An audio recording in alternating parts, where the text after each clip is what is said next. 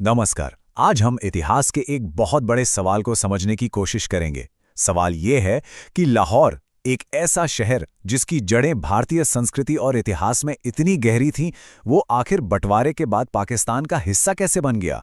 चलिए इस पूरी कहानी में थोड़ा और गहराई से उतरते हैं।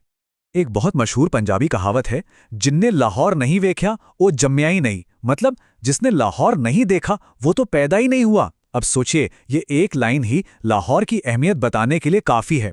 वो सिर्फ एक शहर नहीं था, बल्कि पूरे भारतीय उपमहाद्वीप के लिए एक तरह से दिल की धड़कन जैसा था। हिंदुस्तान का दरवाजा, यही तो कहते थे उसे। तो सवाल यही उठता है कि अगर लाहौर इतना अहम था, अगर उसका पूरा ताना बाना हिंदुस्तान से जुड़ा था, तो आखिर ऐसा क्या हुआ?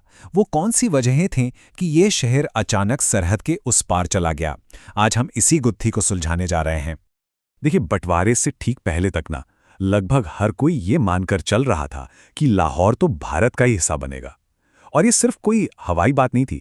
इसके पीछे सिर्फ भावनाएं नहीं, बल्कि एकदम ठोस आंकड़े और जमीनी हकीकत थी। अब जरा इस आंकड़े पे गौर कीजिए। उस वक्त लाहौर की 80%, जी हां 80% प्रॉपर्टी के मालिक गैर मुस्लिम थे, यानी हिंदू और सिख। इससे आप अंदाजा लगा सकते हैं कि शहर की पूरी इकोनॉमी, उसकी अर्थव्यवस्था पर उनका कितना दबदबा था। और यही यही वो सबसे बड़ी वजह थी कि सबको लगता था भाई लाहौर तो कहीं नहीं जा रहा, वो तो भारत में ही रहेगा। और देखिए, बात सिर्फ पैसे या प्रॉपर्टी की नहीं थी। अगर हम आबादी की बात करें तो 1941 के सेंसस के हिसाब से शहर की करीब 40% आबादी गैर मुस्लिम थी। अब किसी भी शहर के लिए 40% का आंकड़ा बहुत बहुत बड़ा होता है।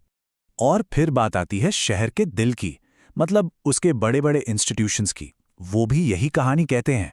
चाहे सर गंगाराम हॉस्पिटल हो, दयाल सिंह कॉलेज हो, गुलाब देवी हॉस्पिटल या फिर जानकी देवी हॉस्पिटल, ये सब बड़े नाम, ये सारे संस्थान हिंदू और सिख समुदायों ने ही बनाए थे, और वही इन्हें चलाते भी थे।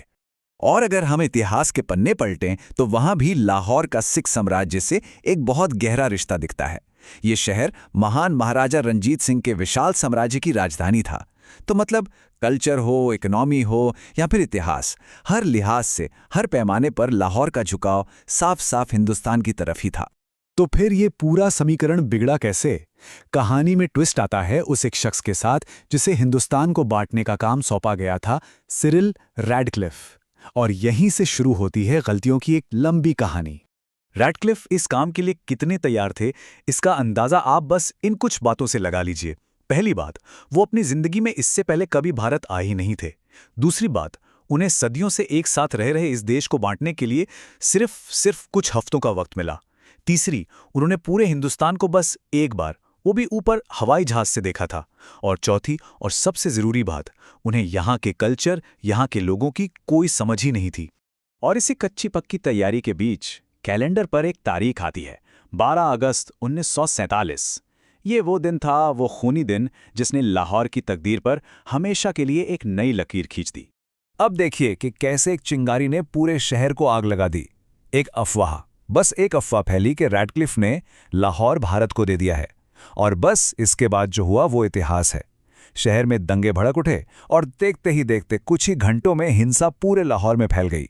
हालात इतने खराब हो गए कि गवर्नर को फौरन सेना बुलानी पड़ी। सोचिए, सिर्फ 24 घंटे के अंदर अंदर पूरा लाहौर धूं धूं कर जल रहा था। और हालात कितने कितने बेकाबू हो चुके थे, इसका सबूत मिलता है गवर्नर जेंकिंस के उस टेलीग्राम से जो उन्होंने लॉर्ड माउंटबेटन को भेजा था।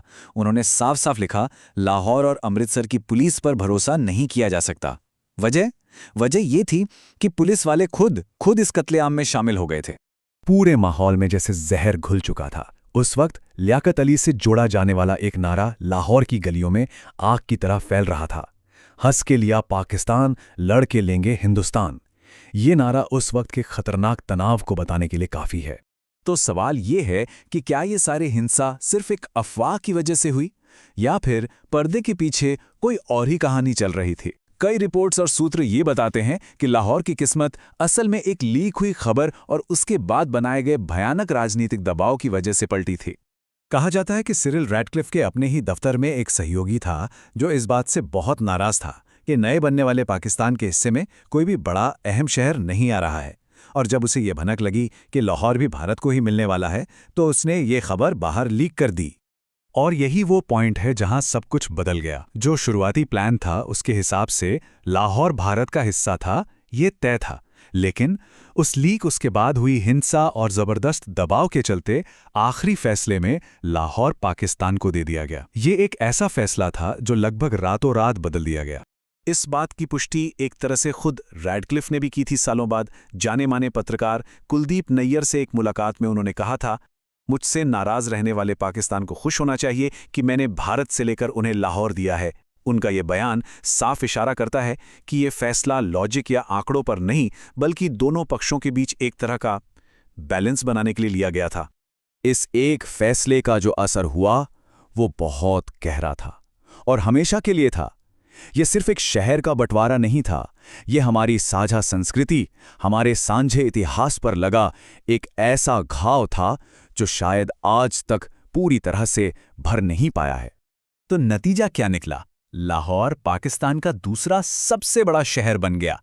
लाखों हिंदू और सिख जो वहां के बड़े बड़े जमींदार थे, उन्हें अपनी जमीनें, अपने घर, सब कुछ छोड़कर रातों रात भारत भागना पड़ा।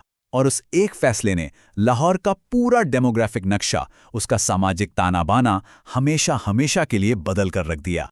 हम इस कहानी को यहीं एक बहुत बड़े सवाल के साथ छोड़ते हैं। बस एक पल के लिए सोचिए, अगर 12 अगस्त को वो खबर लीक ना हुई होती और वो आखिरी फैसला ना बदला जाता, तो आज भारत, पाकिस्तान और शायद पूरे दक्षिण एशिया का नक्शा और इतिहास क्या होता।